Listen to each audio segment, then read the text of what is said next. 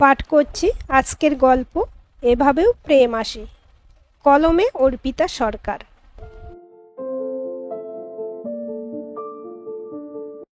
চারিদিকে হৈ হৈ পড়ে গেছে। ওর গায়ে হলুদ পাঠিয়েও বর এলো না। বর পালিয়েছে।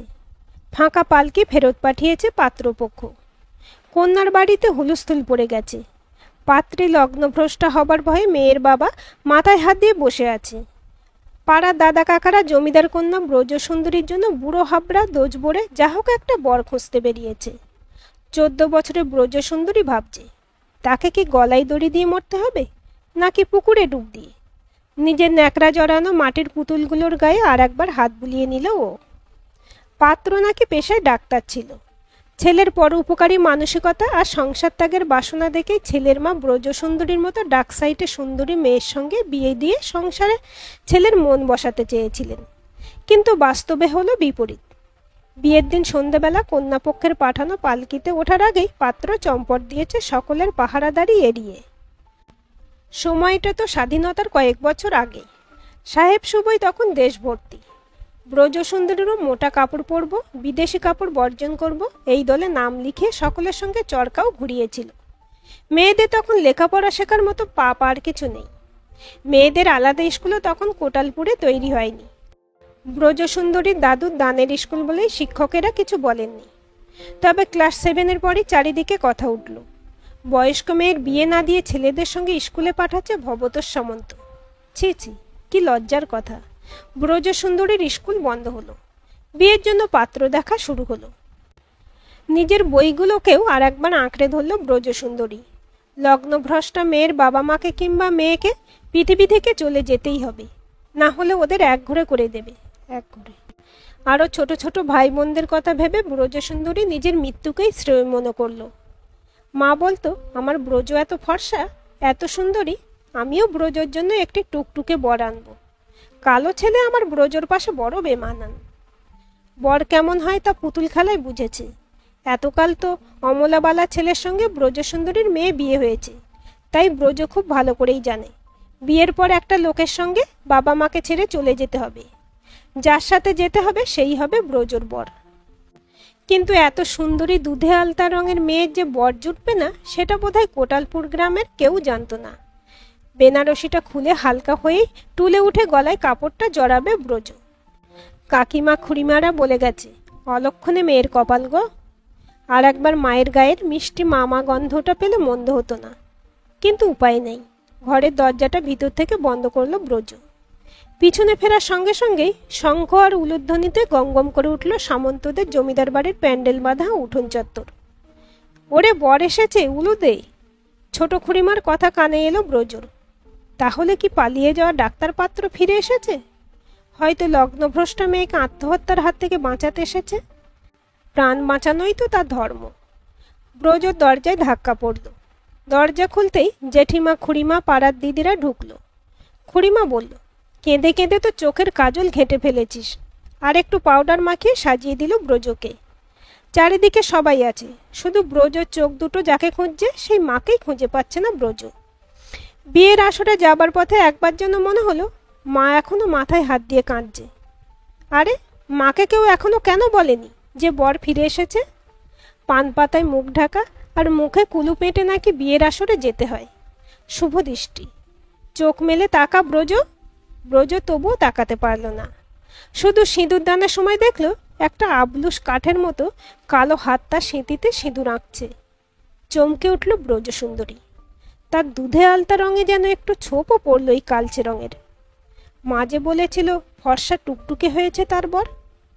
মুখ খুলতে বারণ করেছে খুড়িমারা, কিন্তু চোখের জল তো অবাধ্য, তাই সেটা ব্রজর গাল বেয়ে গড়িয়েই চলেছে। রাতের অন্ধকারে তার বরের শুধু চোখ দুটোই জ্বলছিল যেন। দিনের আলোয় দেখল চোখ নাক কাটা কাটা, এক মাথা চুল। বায়োস্কোপে নায়কের মতোই তার চুলের বাহার। একবার টকিজে একটা বায়োস্কোপ দেখেছিল ব্রজসুন্দরী। এ ছিল ধুতি নয়, সে সাহেবদের মতো প্যান্ট শার্ট পরে এসেছে, কিন্তু গায়ের রংটা বড্ড কালো। এ মানুষ যে তাদের কোটালপুরের নয় তা ব্রজর বুঝতে অসুবিধা হলো না। ওর কথাগুলো হিরোর মতোই। ছেলেটির নাম কানাইলাল রায়। সে সাহেবদের কোম্পানিতে চাকরি করে। মুখে ইংরেজি ফুটছে। কদিনের ছুটিতে কোটালপুর মাসির বাড়িতে বেড়াতে এসেছিল। ব্রজর কাকা দাদারা 24-এর অবিবাহিত ছেলে দেখে প্রায় চ্যাংদোলা করে তুলে নিয়ে এসেছে কানাইকে। কানাইয়ের মা ছোটবেলাতেই মারা গিয়েছিলেন। বাবা দ্বিতীয় বিয়েও করেছেন। সৎ মা, দাদা, বৌদি কানাইকে প্রায় গৃহছাড়া করেছে। ও কলকাতা সাহেব কোম্পানির ঘরে একাই থাকে, হোটেলে খায় আর ছুটির দিনে গঙ্গার ঘাটে ঘুরে বেড়ায়। বই পড়া তার একমাত্র নেশা। হাতের লেখাটি তার আঁকার মতো। ব্রজ এতক্ষণে বুঝতে পারল কেন মা কিছুতেই ব্রজর সম্মুখীন হতে চাইছে না।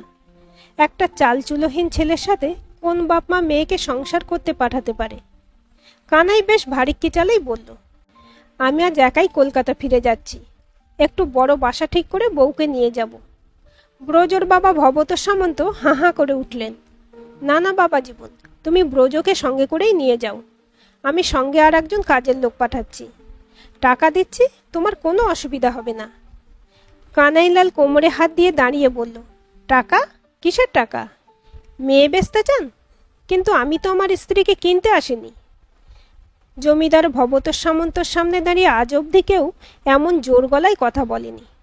ব্রজর মনে হলো এবার বাবা তার বরটাকে খুব জোরে থাপ্পড় মারবেই। ভয়ে ব্রজ চোখ বন্ধ করে নিল। মারের কোনো আওয়াজ না পেয়ে চোখ পিটপিট করে দেখল বাবা ওই আবলুস কাঠটাকে জড়িয়ে ধরে কত আদর করছে। অজান্তেই ব্রজর ঠোঁটটা অভিমানে ফুলে গেল। ওকে যে লোকটা গৃহছাড়া করছে, ওর বাবাকে যে উঁচু গলায় ধমকাচ্ছে, তাকেই বাবা আদর করছে। কলকাতায় এসে পরের দিন ভোরে ব্রজ ভয়ের চোটে কালো লোকটার হাতটাই চেপে ধরেছে। এত লোকজন, সাহেবের ফিটন গাড়ি, ঘোড়ার এক্কা গাড়ি, ট্রামের ঘন্টি শুনে বেচারা প্রায় আধমরা। কানাইলাল বউকে সান্ত্বনা দিয়ে বলল, তুমি যদি দুষ্টুমি না করো তাহলে ওই মাথায় হ্যাট পরা পুলিশগুলো তোমাকে কিচ্ছুটি বলবে না। ব্রজ কানাইয়ের পা ঘেঁষে জড়সড় হয়ে চলছে। অবশেষে এক কুঠুরি একটা ঘরের সামনে এসে কানাই পকেট থেকে চাবি বের করল। ব্রজর মনে পড়ে গেল তাদের বিশাল উঠোন সংলগ্ন বড় বাড়িটার কথা। কানাই বলল, ব্রজ, তুমি ইংরাজি জানো? ব্রজ ঘাড় নেড়ে বলল, পড়তে শিখেছি, বলতে পারি না। কানাই হেসে বলল, আমি তোমাকে পড়ালে তুমি পড়বে? বলে কি তার স্বামী, বিয়ের পর ঠাকুরবাড়ির মহিলাদের মতো তাকেও পড়াবে? স্বামীর অকল্যাণ হবে যে, যতই অপছন্দের হোক।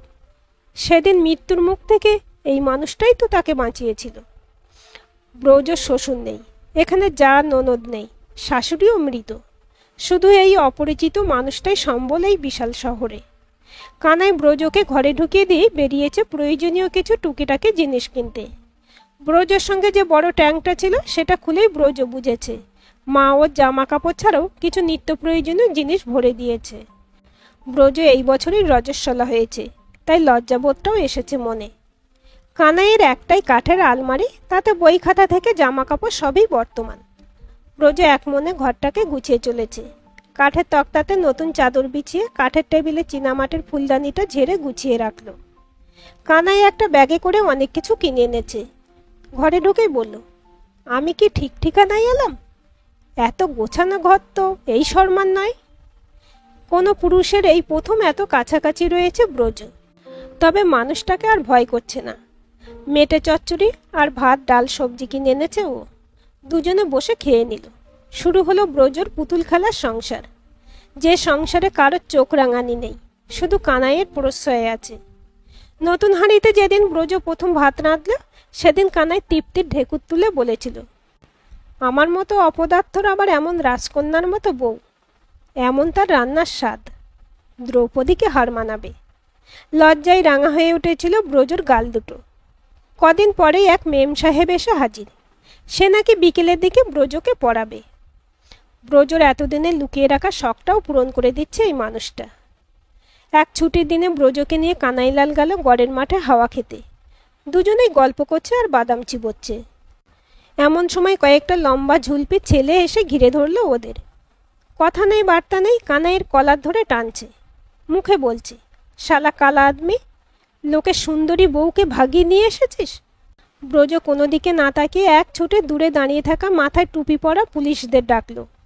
তারা আসতে ব্রজ বলল, এটাই আমার স্বামী, কেউ আমাকে ভাগায়নি। পুলিশের ডান্ডার বাড়ি খেয়ে তবে তারা ভাগল। কানাই সেদিন রাতে ব্রজর নরম শরীরটা বুকের মধ্যে জড়িয়ে ধরে বলল, আর একবার কানে কানে বলো তো, ওই মাঠের পুলিশগুলোকে যেটা বললে। অতগুলো পরপুরুষের সামনে দাঁড়িয়ে যেটা জোর গলায় বলেছিল ব্রজ, এখন পুরুষালী শরীরের ঘ্রাণ নিতে নিতে অবশ ইন্দ্রিয়রা কথা বলতে নিষেধ করল যেন। বাবার চিঠি হাতে মহেশ কাকা হাজির হয়েছে ব্রজর বাসায়। কোটালপুরের বাড়িতে কালী পুজো আছে, তাই ওদের দুজনকে নিয়ে যেতে এসেছে। কানাইয়ের সাহেবী অফিসে ছুটি পাওয়া যাবে না বলে ব্রজ একাই চলল বাপের বাড়ি। কানাই বলল, দেখো ব্রজ সুন্দরী, বাপের বাড়ির সখীদের পেয়ে এই কালা আদমিটিকে যেন ভুলে যেও না। ব্রজর তখন আনন্দের শেষ নেই। কতদিন পর আবার কোটালপুরের বাড়ি, পুকুর ধার, মায়ের আদর। দিন সাথে কেটে গেছে বাপের বাড়িতে। ডুব সূর্যের আলোর দিকে তাকিয়ে ব্রজর মনটা হু হু করে উঠল। পুকুরের জলের দিকে তাকাতেই একটা বড় বড় চোখের টিকালো নাকের মানুষের ছবি ভেসে উঠল। আর কানের কাছে শুনতে পেল, কি গো ব্রজ সুন্দরী, আমাকে ভুলে গেলে নাকি? চমকটা ভাঙল খুড়িমার ডাকে। লাজ লজ্জার মাথা খেয়ে ছোট জাটার কাছ থেকে পোস্টকার্ড চেয়ে তাতে লিখতে শুরু করলো, শ্রীচরণেশু স্বামী, প্রায় দিন সাতেক হলো আমি বাড়িতে এসেছি। তোমার খাওয়ার বড়ই গোলযোগ হচ্ছে বুঝতে পারছি। হয়তো রাতে একা থাকতে তোমার অপদেবতার ভয়ও করছে। জামাতে ঘামের গন্ধ হচ্ছে নিশ্চয়ই। আর মেম সাহেবও ছাত্রীকে না পেয়ে নিশ্চয়ই রাগ করেছেন। তোমার ঘড়িটাও বোধহয় দম দেওয়ার অভাবে সময় দিচ্ছে না, তাই 7 দিনেও একখানা পত্র লিখতে ফুরসত মেলেনি তোমার। আমার বাপের বাড়ি থেকে কলিকাতা যাওয়ার সময় উপস্থিত হয়েছে। চিঠিটা শেষ করার আগেই ছোটদা চেঁচিয়ে বলল, ব্রজ দেখে যা, কে এসেছে। বুকের ভেতরটা ধরাস করে উঠল ব্রজর। জানালা দিয়ে দেখল মিষ্টির হাঁড়ি হাতে কানাইলাল ঢুকছে। নিজের এলেথেলো শাড়িটা ঠিক করে চুলটা আঁচড়াতে লাগলো ব্রজ। চিঠিটা লুকোনোর আগেই কানাই এসে হাত থেকে কেড়ে নিয়ে ব্রজকে শুনিয়ে শুনিয়ে পড়তে লাগলো ও চিঠিটা। লজ্জায় কানাইয়ের বুকে মুখ লুকিয়ে বাঁচল ব্রজ সুন্দরী।